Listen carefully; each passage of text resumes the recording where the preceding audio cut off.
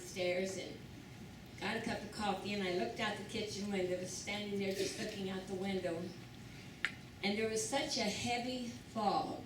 You could hardly see any distance at all. There was such a heavy fog. And I just stood there for a few minutes, and the sun came up. And you know what happened to that fog? It disappeared. And I thought, in a life that doesn't have Jesus, there's fog in that life. But once the Master comes, that fog is lifted and you have the clear sight, the clear view. I was talking to one of the women from Kingsport at our last meeting, and I said, we were just making conversation, and I said, you know, I had told my children that I wanted to sit down and write down, just make a list of all of the physical healings the Lord had done for me. Yeah. And she said, well, Sister Marlow, you should write a book.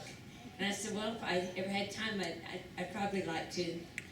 But the Lord, from the time I was just a child, I've had so many wonderful physical healings. But you know what?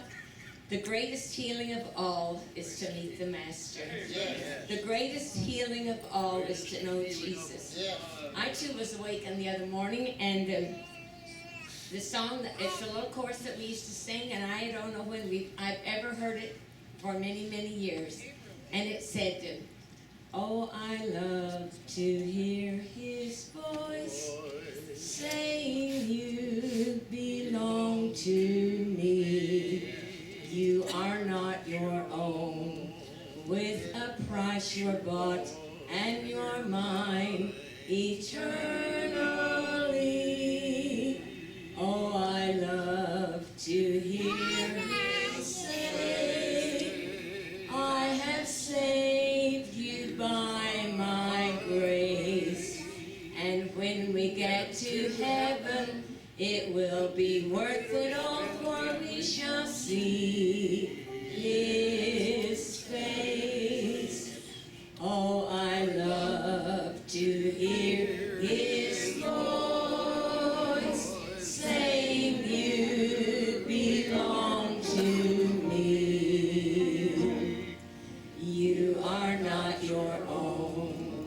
With a price you're bought, and you're mine eternally.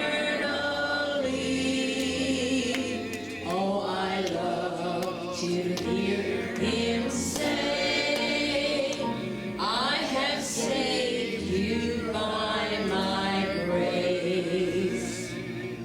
And when we get to heaven, it will be worth it all, for we shall see His face.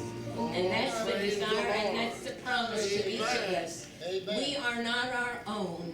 We're bought with a price, and we belong to Him. And as we said in this service tonight, I thought, if you're here and you don't know my Jesus, I'd like to tell you how wonderful He is. How wonderful it is to serve Him. And He, you know, you have people that love you. I know my husband and my children love me, but they're limited to what they can do at times in our life. That there's a man called Jesus, and He knows no limits. Whatever your need is, He can fill it.